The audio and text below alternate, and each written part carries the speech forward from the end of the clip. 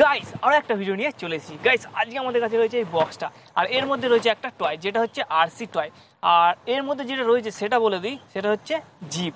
তো আজকে আমরা কি করব, এটাকে আনবক্সিং করব, রিভিউ করব। তো চলুন বেশি দেরি না করে ভিডিওটাকে শুরু করা যাক। এই হচ্ছে আমাদের বক্সটা, আর দেখুন এটা যেখান থেকে পারচেস করছি সেটা হচ্ছে অনলাইন অ্যামাজন থেকে। আর এখানে দেখুন লেখা রয়েছে হচ্ছে আরসি কার মডেল, আর এর মধ্যে এদিকে পিছনের দিকে দেখুন মডেলটা এখানে দেওয়া রয়েছে গাড়ির। এখানে রয়েছে 4টে মডেল রয়েছে এখানে। আর এই দিকে দেখুন জাস্ট মানে গাড়িটাকে কীভাবে সেটিং করতে হবে না করতে হবে সেটা এখানে পুরো সব দেখিয়ে দিয়েছে। দেখুন এখানে টোটাল 3টে ব্যাটারি লাগবে। আচ্ছা এখানে ব্যাটারি দিয়ে দিয়েছে যেটাকে চার্জ দেওয়া যাবে চার্জারের সাহায্যে, যে কোনো মোবাইল চার্জারের সাহায্যে। এছাড়া রিমোটের জন্য 2টো এক্সট্রা ব্যাটারি আমাদের প্রয়োজন।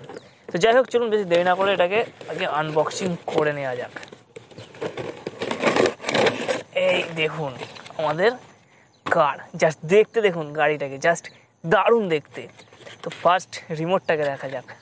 দেখুন রিমোটটা দেখুন, জাস্ট ছোট্টখাট্টো একটা রিমোট দিয়েছে, জাস্ট দারুণ দেখতে। আর এখানে যে সিস্টেমটা রয়েছে এটা হচ্ছে উপর নিচের জন্য, আর এটা ডান দিক বাঁ দিকের জন্য। জাস্ট এই কটাই এখানে ফাংশন রয়েছে, আর কিছুই নেই সেরকম, কিন্তু দেখতে বেশ হেভি। আর এটা কমফোর্টেবল রয়েছে, হাতের মধ্যে ধরে চালানোর জন্য বেশ দারুণ।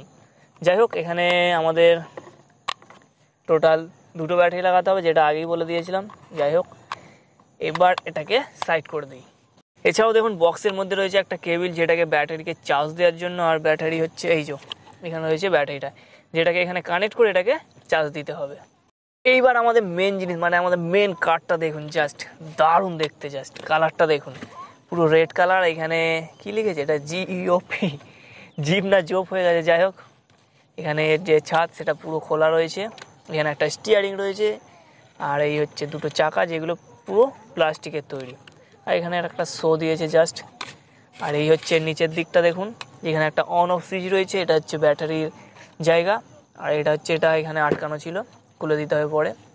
যাই হোক এটা জাস্ট দারুণ দেখতে রয়েছে। এটাকে এবার টেস্ট করে দেখবো, তার আগে একটা ছোট্ট সিনেমাটিক শট দেখা যাক।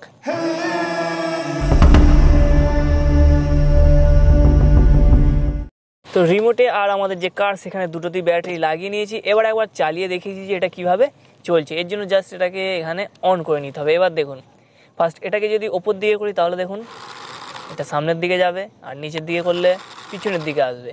আর এটা হচ্ছে সামনের চাকার জন্য, এটা ডান দিক আর বাঁ দিক, ডান দিক বাঁ দিক। দেখুন দারুণভাবে কাজ করছে। যাই হোক এবার চলুন এটাকে টেস্ট করে দেখা যাক যে এটা কীভাবে চলে। ওই রেডি, দেখুন আমাদের গাড়ি স্টার্ট হয়ে গেছে, আর দারুণভাবে কিন্তু বেরিয়ে গেল। আর এটা কিন্তু গাড়িটা জাস্ট দারুণভাবে দেখানো যাচ্ছে, মানে ডান দিকেও করা যাচ্ছে বাঁ দিকেও করা যাচ্ছে, জাস্ট দারুণভাবে চলছে দেখুন।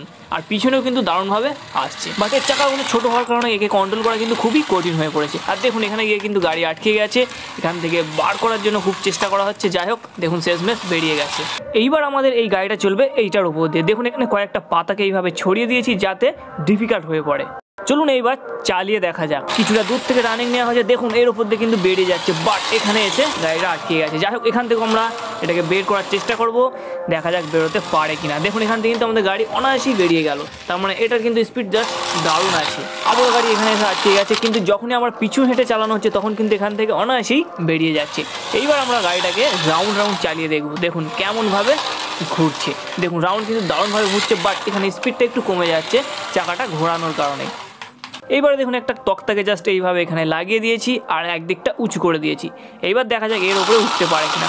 দেখুন উঠতে গিয়ে পড়ে গেল। যাই হোক আরও একবার ট্রাই করা যাক। দেখুন আস্তে আস্তে এবার আমরা নিয়ে আসছি, দেখা যাক গাড়িটা সোজা উঠতে পারে কিনা। দেখা যাক পুরো সামনাসামনি চলে এসেছে, বাট এখান থেকে পড়ে গেল। যাই হোক দারুণভাবে কিন্তু চলছে। গাইস এখানে তো গাড়িটা দারুণভাবে চলছিল, তার কারণ হচ্ছে এখানে রয়েছে প্লেন সারফেস। এবার আমরা যেখানে এটাকে চালাবো সেটা হচ্ছে অফ রোড, অর্থাৎ নিচে গিয়ে চালিয়ে দেখবো যে এটা আদৌ চলতে পারে কিনা, আর যদিও চলে কীভাবে চলে। তো চলুন টেস্ট করে দেখা যাক।